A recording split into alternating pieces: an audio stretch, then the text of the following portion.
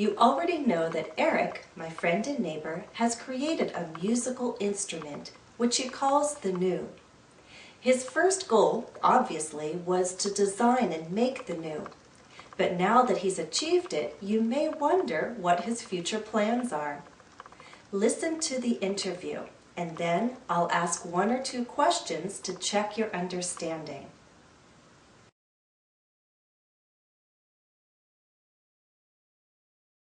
So this instrument was my first prototype, my proof of concept. The next step will be to make a conical version. So this one is the same size here that it is down here, but a conical version will be like, it'll start very thin and then work its way out and have a very large bell at the end.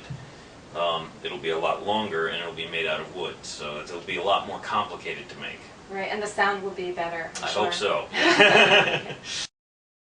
Eric, you said you've already written a few compositions for the new, so will you continue to compose for the instrument? Sure. Yeah? Is that your focus? Like, what do you see in the future? Are you going to produce and sell models of the new?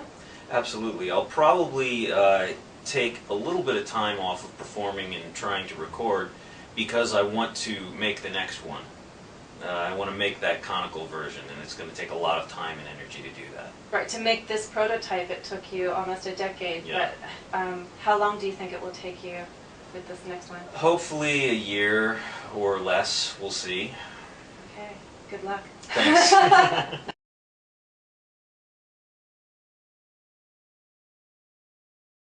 Okay, first question. What's the next step in Eric's plan? Is it to do more promotion for the new? Is it to compose more for the new? Or is it to build a new instrument? Eric said that the next step will be to make a conical version of the new. So he's going to make a second version. Let's write what he said.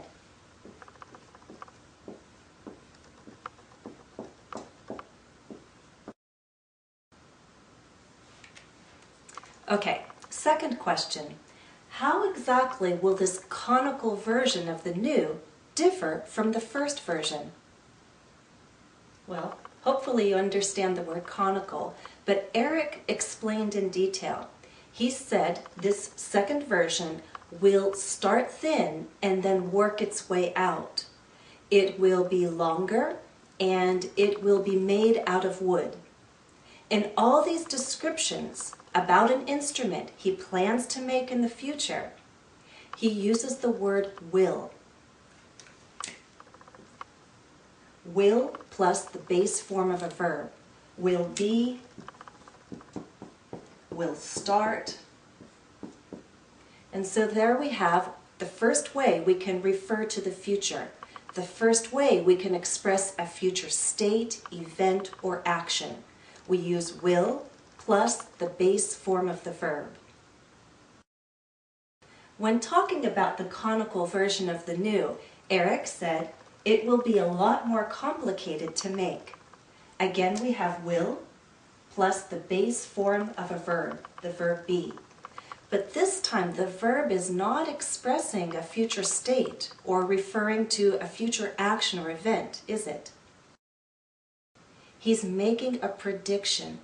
Based on the work that he did in the past on that first version, he's predicting that this conical version will be a lot more complicated to make. So there we have our second reason for using will plus the base form of a verb to make a prediction. I made my own guess by saying, well, it will be a lot more complicated, but the sound will be better. If you listened closely to all my questions about Eric's plans for the future, maybe you noticed that not all my questions used will. In fact, one of my questions was this: are you going to produce and sell models of the new? What's the verb here?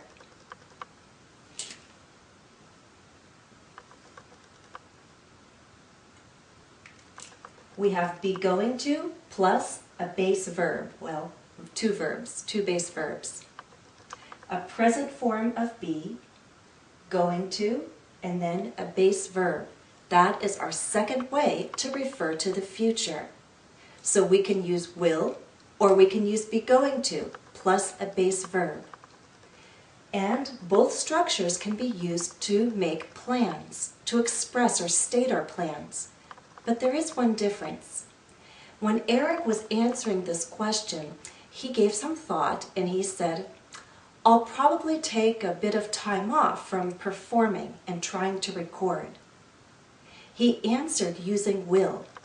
That's because he was thinking, and as he was speaking, he was making his plans. He used will. If plans are already made, we use be going to. But when you're making plans as you speak, usually the choice of verbs is will. There's also a difference for predictions. Both will and be going to can help us make predictions. But usually when we have certainty because there's evidence of some kind for a prediction, then the choice of verbs is usually be going to.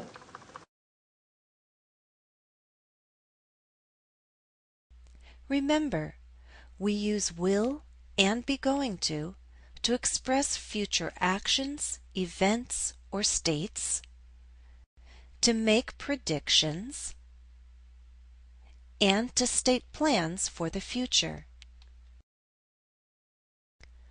Now, when we make predictions, remember this. We usually use the future with be going to when we have reason to be certain. That means our prediction is based on some kind of evidence we have right now. Let's consider an example. Let's say that I'm talking to Eric's wife who is making him a birthday cake. I say, "Oh no, I think you should take out the cake now. Look in the oven. It's turning very brown. It's going to burn or get too dry." I'm making the prediction about the cake burning and getting dry based on what I see happening right now. Also recall this difference when we make plans. We use the future with be going to when our plans have already been made. We know our intentions. In contrast, we use the future with will when we make plans as we speak. Let's consider this example. I think I'll give Eric his birthday present today because I'm going to be out all day tomorrow. So being out all day tomorrow is a plan already made. Giving the birthday present now is something I'm planning. I'm talking about it as I plan it. Let me mention one more difference between will and be going to. We only use the future with will to make an invitation or request. Consider this example. Will you please come to my performance? It would mean a lot to me. This is a polite invitation, a polite request. We can try to change it and use be going to, but the question sounds different. Listen. Are you going to come to my performance? Instead of a polite invitation or request, it sounds more like I'm seeking confirmation. I'm demanding an answer. Perhaps I asked you already and I want to know your plans now. Are you going to come? Yes or no? Let's quickly review forms.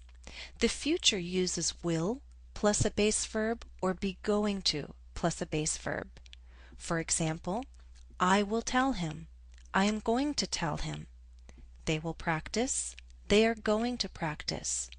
And of course, it's very common, especially when we're speaking, to use contractions.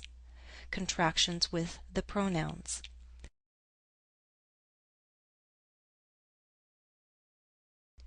We also use contractions in negative forms. Will not becomes won't, as in, he won't record this month.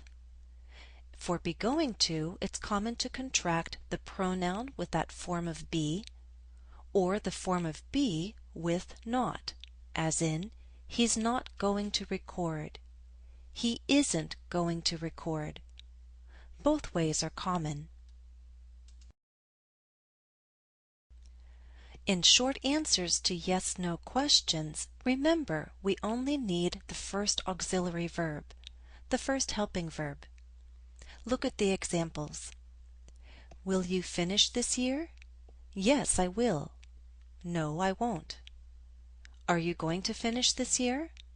Yes, I am. No, I'm not.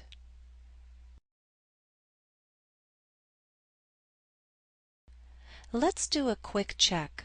Look at the two sentences. Which of those two sentences can follow this statement in blue? Look, he's taking out his guitar. We can follow that with, he's going to play for us. It's a prediction based on present evidence. Now consider the same two sentences, and this time tell me which of the two can come before the statement in blue. I already asked him, and he agreed.